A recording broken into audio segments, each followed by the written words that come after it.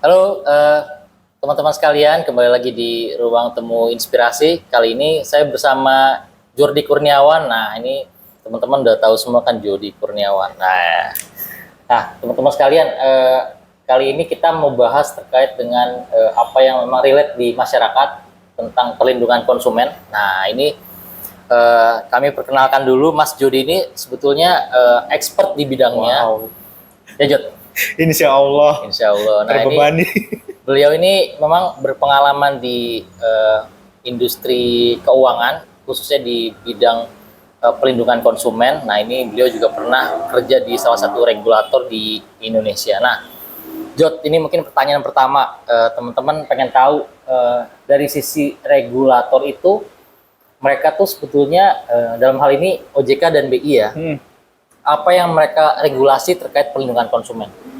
Nah, kalau regulasi yang diatur sama BI sama OJK sebenarnya kurang lebih sama, cuman beda ranahnya doang.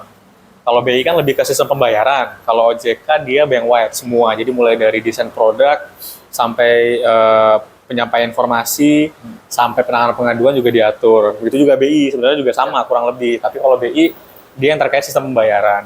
Jadi sebenarnya yang diatur oleh kedua regulator ini adalah kita bisa ngacunya ke prinsip-prinsipnya aja nih. Prinsip-prinsip perlindungan konsumen yang BI sama OJK bikin. Jadi kurang lebih BI dan OJK ini concernnya adalah keterbukaan transparansi yang pertama. Keterbukaan dan transparansi, informasi produk, data layanan.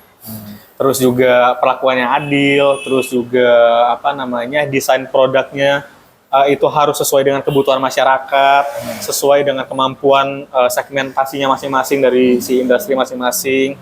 Sekarang juga kalau OJK kita lihat di POJK Pelindungan Konsumennya kan baru rilis 2023 kemarin tuh. Ya. Nah, jadi dari perlindungan jadi pelindungan. R-nya dihilangin. Karena kalau perlindungan itu adalah tempat untuk berlindung. Ya. Tapi kalau pelindungan itu adalah mekanismenya. Mekanismenya gimana cara kita melindungi si konsumen, nasabah. Kita ngomong sini kan karena kita bergerak di bidang keuangan, apalagi perbankan, makanya kita kan bukan tempat untuk berlindung, tapi kita harus menyiapkan mekanisme seperti apa melindungi konsumen. Nah, apalagi kalau OJK sekarang mereka udah mulai ngatur ketentuan tentang PID, produk asuransi yang dikaitkan dengan investasi. Oh. Gitu. Jadi mirip-mirip gitulah. Jadi kurang lebih seperti itu. Nah, memang intinya kalau yang dari data regulator itu nasabah bisa kita bilang agak dimanja ya. Maksudnya konsumen ini memang benar-benar dilindungi di dua regulasi ini. Bank itu diatur benar mulai secara eksternal maupun internal.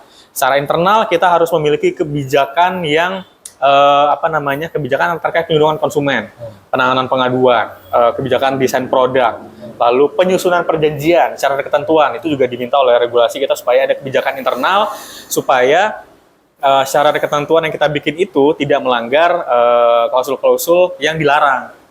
Jadi ada klausul eksonerasi gitu. Apa itu? Jadi klausul-klausul yang dia sifatnya mengurangi hak nasabah, menambah haknya bank. Oh, berarti transparan di term of condition-nya. Gitu ya? Jadi misal di syarat ketentuan itu kita tulis, banknya tulis nih, nasabah setuju atas perubahan yang dilakukan oleh bank terkait perjanjian ini. Nah, itu kan sebenarnya secara aturan salah. Kita nggak boleh memaksa nasabah setuju atas perubahan yang kita bikin. Oh, iya. Nasabah tuh harus tahu dulu. Bahkan kita ada mekanismenya. Kalau di perbankan, perubahan ketentuan yang mempengaruhi penggunaan produk ke nasabah itu harus diinformasikan 30 hari kerja sebelum perubahan itu berlaku. Oh. Jadi misal berlakunya tanggal 30 hari kerja lah hitungannya pokoknya. Jadi sebelum itu berlaku 30 hari kerja kita notifikasi nasabahnya dulu nih bahwa kita ada perubahan pada syarat ketentuan yang memungkinkan nasabah itu mempengaruhi penggunaan produk. Entah dia mau tetap lanjut pakai atau dia mau berhenti. Oke, contohnya konkretnya kalau di industri jasa keuangan di bidang perbankan dulu ya. Nah, itu kayak apa, Jod? Misal yang tadinya biaya yang tertera di syarat ketentuan itu, misalnya lu ada biaya bulanan nih, ada biaya admin yang biasanya lu bayar 10.000. Ya. Ternyata bank karena cost operasional segala macam meningkat, maka mereka secara hitung-hitungan bisnis biaya operasional itu akan tertutupi oleh biaya admin yang dikenakan ke nasabah. Ya. Nah, misal berubah dari 10.000 jadi 15.000. Nah, itu kita nggak boleh main rubah aja. Kita harus bilang dikasih tahu dulu ya. Benar, kita harus kasih tahu dulu. Kalau misal kita mau rubah, silakan rubah, tapi dengan 30 hari kerja tadi dikasih tahu dulu. Jadi nggak mungkin hari ini lu bayar 10.000, lu minggu depan udah harus bayar 15.000. Itu nggak boleh. Jadi harus 30 hari kerja dulu berlaku.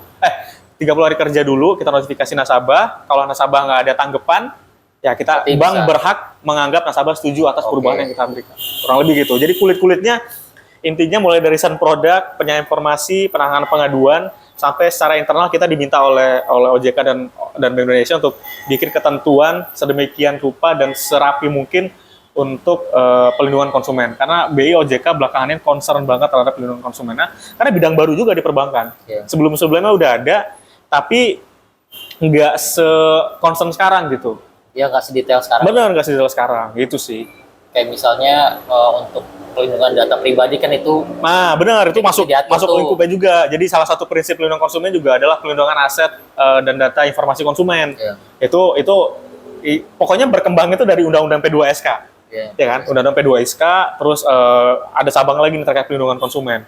Makanya regulasi OJK dan BI kemarin itu 2023 dirubah karena menyesuaikan dengan Undang-Undang P2SK-nya. Nah, kalau dari sisi tadi kan produk perbankan. Nah, gimana dengan produk jasa pembayaran?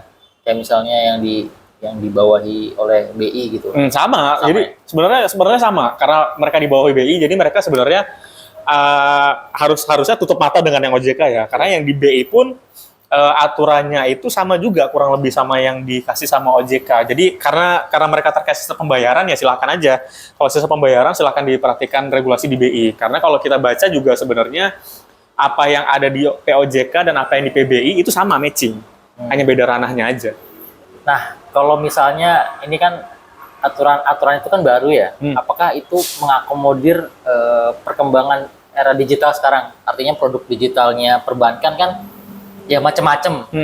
Dan juga produk sistem pembayarannya di bawahnya Bank Indonesia juga macam-macam. Karena itu apakah diakomodir di masing-masing regulator itu? Sejujurnya tidak sepenuhnya mengakomodir. Karena ada beberapa yang ketentuan sebenarnya ini agak sulit di bidang digital.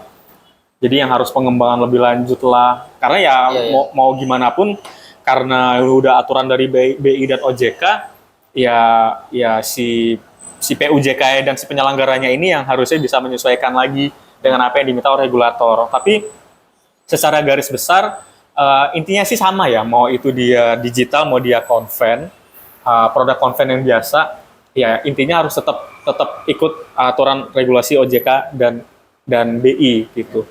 Ditambah lagi yang kalau digital dia akan diperketat oleh Undang-Undang Perlindungan Data Pribadi itu tadi. Karena kan sekarang data-data tuh kemana aja gitu.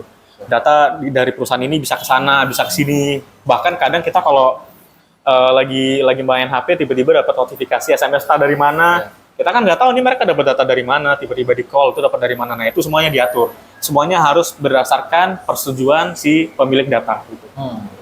Ya, jadi itu udah konkret ya. Artinya tadi lu bilang bahwa BI dan OJK tuh meregulasi secara principle base gitu kan. Itu udah aturannya udah ada gitu secara umum. Tapi industri itu melalui ASPI dan industrinya sendiri, misalnya salah satu perbankan atau PJP itu menerjemahkannya di SOP-nya. Benar. Jadi apa yang diminta oleh regulasi, apa yang tertulis di regulator, itu kita turunin lagi, kita sesuaikan lagi dengan kebutuhan bank dan kesesuaian banknya gitu.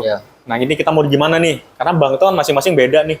Kita ngomongnya bank ya, karena memang kerja di bank aja. Jadi masing-masing beda nih. Kalau bank yang A misalnya dia memperlakukan nasabahnya bisa dengan menyelesaikan pengaduan kurang dari 5 hari yang tertulis. Kalau yang bank B misalnya dia harus 10 hari karena eskalasinya panjang. Itu balik lagi ke banknya masing-masing. Nah, ini sekarang kita gabungin nih dua institusi regulator dan industrinya secara langsung. Nah, gimana kerjasama antara regulator sama industri? Matching nggak gitu maksudnya? Dari sisi berjalan nggak sih implementasinya gitu untuk pelindungan konsumen ini? Ya, bukan sekilas. Ya sekarang sih udah mulai matching ya, Ji. Karena baik OJK maupun Bank Indonesia itu sekarang sering banget turun ke lapangan, turun ke kita nih, ke bank-bank kerja yang di bank-bank yang ada di sini tuh. Jadi mulai dari pemeriksaan, karena beberapa waktu lalu itu sempat bahkan ada beberapa bank yang dia sudah dilakukan audit tematik pelindungan konsumen. Penanganan pengaduan nasabah itu kan salah satu aspek pelindungan konsumen ya. Nah, itu udah mulai dilakukan oleh OJK. Kalau Bank Indonesia, mereka ada, gua lupa nama singkatannya apa, tapi mereka itu ada kegiatan kayak sosialisasi ke bank-bank setiap awal minggu setiap di awal bulan pokoknya. Setiap di awal bulan mereka bikin pertemuan dengan bank-bank secara online untuk membahas isu pelindungan konsumen apa yang lagi panas, yang lagi hype-hype-nya gitu. Ya. Jadi semua PJP, semua bank diundang di situ, dibahas lah. Nanti kalau misalnya ada semacam diskusi juga sih. Ya. Tapi kalau misalnya ada Forum masukan, evaluasi lah. kayak forum-forum gitulah. Jadi OJK dan BI sebenarnya udah mulai turun banget ke lapangan buat merhatiin. Bahkan kalau di bank menurut OJK juga kita kan harus ada self assessment pelindungan konsumen. Jadi lu tuh setiap tahun bank itu wajib melakukan self assessment. Yang wajib disubmit ke OJK setiap tanggal 30 September. Jadi self assessment itu ada terbagi dari beberapa kertas kerja. Itu kita isi dengan sesuai dengan apa yang kita jalankan saat ini. Jadi kalau misalnya kewajibannya adalah bank memiliki ringkasan informasi produk. Nah, kita harus jawab iya atau tidak. Kalau enggak, itu bakal bisa ditemuan mungkin. Cuman bisa kita siapkan kenapa bank belum punya. Kalau iya, kita bilang iya. Ya, jadi harus jawab sesuai dengan yang bank punya aja. Ya, itu mekanismenya berarti ya. Mekanisme untuk memperkuat aspek pelindungan konsumen untuk nasabah. Nah, kalau edukasi secara langsung ke masyarakat, apakah ada ya kolaborasi antara dua itu ya, regulator sama industri? Ada. Kalau BI ada namanya GBRPK, Gerakan Bersama Perlindungan Konsumen. Nah, itu rutin. Jadi kita untungnya oleh Bank Indonesia itu mereka selama 1 semester udah punya timeline. Tema-tema apa aja yang akan kita kasih ke nasabah nih, edukasi melalui media sosial ataupun media iklan luar tempat kayak misalnya baliho atau videotron gitu-gitu ya. Nah, itu ada. Dan yang lagi oleh Bank Indonesia itu videonya disuplai sama Bank Indonesia. Tinggal di-relay ya, aja ya? Jadi kita tinggal rilis, tapi tidak menutup chance bank untuk dapat membuat kontennya sendiri, tapi harus sesuai dengan pedoman yang telah dibuat oleh Bank Indonesia. Kalau OJK juga sama, kan kita punya kewajiban untuk melakukan kegiatan literasi dan edukasi. Jadi literasi edukasi ini wajib dilakukan oleh bank minimal 1 kali dalam 1 semester. Gitu. 1 kali semester. 1 kali dalam 1 semester. Jadi kalau literasi edukasi ini kan literasi terkait pengetahuan, inklusi terkait informasi produk yang kita miliki, cara menabung seperti apa, mau nabung gimana baiknya gitu kan. Nah, itu ada. Jadi OJK BI benar-benar mereka berdua udah punya jalan dan punya path sendiri buat kita ke PJP atau penyelenggaranya. Ya, panduan lah ya. Terus juga panduan. turun langsung bareng-bareng ke masyarakat gitu ya. Bener.